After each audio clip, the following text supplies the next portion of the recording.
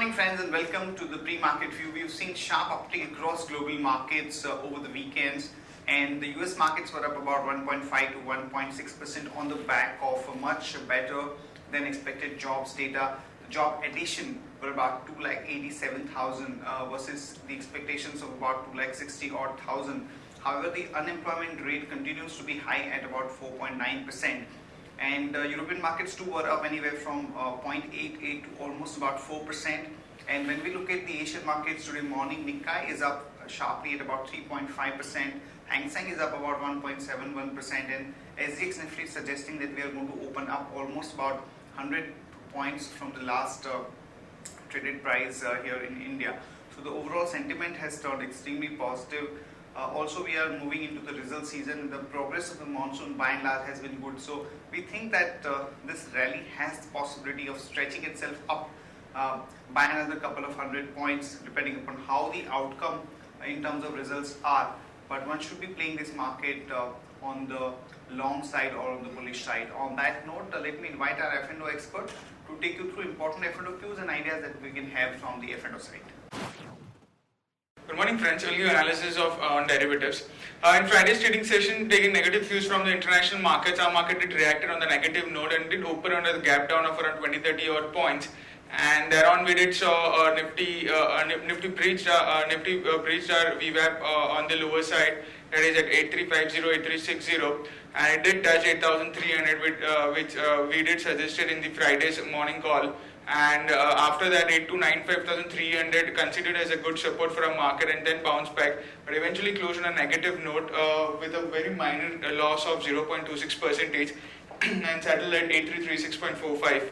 Yet on the trading sessions, we did saw whenever the market has been going down mainly due to the long unwinding, and there is not much of any kind of an major short position which has been seen in the market whenever it goes down from the higher levels. We saw an unwinding of around 2% in Friday's trade. In the absolute terms, 3.5 lakh shares were shaded in the open interest. Cost of carry also decreased from 4.5% to 2.91%. That is, Nifty premium rate came down from 22 odd points to currently 12 to 13 odd points, indicating majority of the unwinding which was seen in the Friday's trade was due to the long unwinding. And the put call ratio decreased a bit by 1 basis point from 1.05 to 1.04, and volatility index also pulled off significantly from 15.31 to 15.08 odd levels. On the option side, we did saw an build up in 8,400 and 500 strike price call option, anywhere around 8 to 3% respectively. We have hardly seen any kind of an activity on the option side in the last 2 to 3 trading sessions. It's a very single digit addition or reduction which has been seen in the market, especially in the option side, and at the money and slightly out of the money strike price. On the put side also, we haven't seen any much of the activity in it. 8,200 strike price, which is the highest in terms of open interest with around 49 lakh shares into it. I've seen a minor addition of around 6 odd percentage. While on the call side, 8,500 call option remains as the highest in terms of open interest with around 44 lakh shares into it. So all in all, the market, since today we are about to open the gap up of around 100 odd points, which is quite huge, and due to which our market would be testing anywhere around, going above, opening above 8,400 and be testing 8,500 shortly, which is the highest call base. And 8,500 would be the level which should be watch out for in today's trading session. And 8,500 call option, the activity of 8,500 call option would be quite crucial enough. So all in all, since we are about to open in a gap of around 100 points, our market has been on the positive side. But the only thing has been for the further uptrend for the further trend to be known, the options activity is quite crucial. If we see a significant amount of build up in 8,400 put option in today's trade, then we might see market will find support at lower level and then can inch further higher in the coming trading session. There is one securities in bank period for today's trade, that is JP Associates. On the FIS front in index futures, the 2 consecutive trading sessions, there have been net sellers in index futures. However, the selling part is very minimal. In Friday's trade, there were net sellers by 222 odd crores in index futures. Index options net buyers by 401 odd crores. Stock futures net buyers by 282 odd crores. and stock options net sellers by 29 crores only. On the market level of 5 days, we have stands at 8360 with a lower range at 8300 and higher range at 8360. And since our market did keep closing below our VWAP, and the higher range at 8360, and if it's able to sustain about 8360 in today's trading session, which is quite likely since we are a bit about to open way above 8400 odd levels, our market is in a very strong momentum going forward too.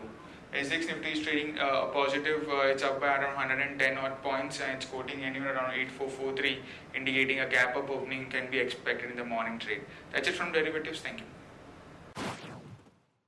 Friends, let me take you through Sharekhan pre-market action starting with trading ideas. First, a long call on Aurobindo Pharma as the company has received ANDA note for few tablets like ethinyl, estradiol and norgestimate tablets which are used to prevent the consumption. Also, the company has received a US FDA note for granisetron hydrochloride injections.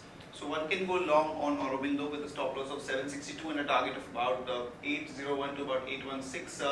In other news and developments, Indian Sugar Mills Association expects country's sugar production to be down by about 7% to about 23 million tons versus the expectations of about 25 million tons on a YOY basis.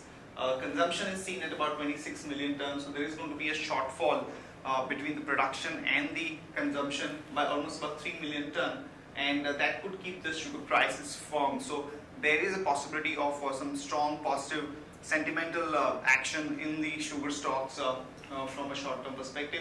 Also for IT stocks, US lawmakers have introduced a new visa bill in the House of Representatives. This new bill proposes that the companies which have more than 50 employees and 50% of the employees are on H1B and L1, they cannot hire more employees on a H1B visa.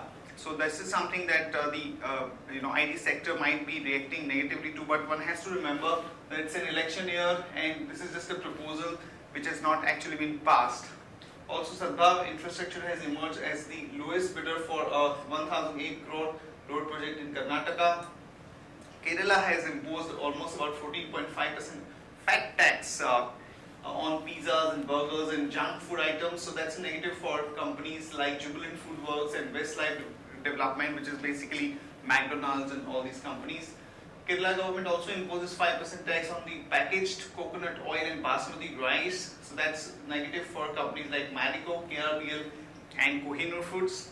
And Zydus Pharma has received a US FDA note for netaglinide oral tablets, which is used to control the high blood sugar in diabetes cases.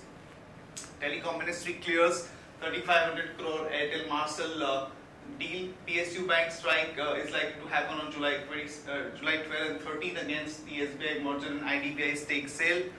CBEC slaps anti-dumping duty on textile and chemical from China and Iran, and Tata Steel pauses sale of UK assets on Brexit uncertainty and looks for a partner now. Richmond Pharma has got a US FDA inspection report for its Bavla facility.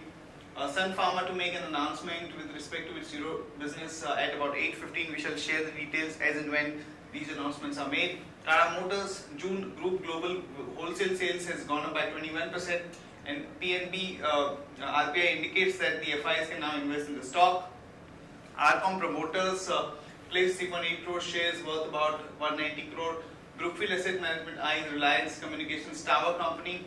United Spirits inquiry reveals Vijay Mallya and his firms diverted about 1,225 crore from the company, and Kerala Healthcare gets EIR from US FDA for Moraiya facility. Result season has started and IndusInd Bank is going to be announcing numbers today. So we are expecting a net profit of about 690.2 crore, which is about 25-27% kind of a growth. Here is a list of stocks with positive and negative bias. Stocks with positive bias are Power Grid, Tata Steel and Havells. Stocks with negative bias are Syntex, Union Bank and BPCL. Stocks for investment that we like at this point of time are Britannia, HDFC Bank, Maruti, Ultratech and Sun Pharma. That's it from all of us, friends. Have a good trading session. See you tomorrow at the same time.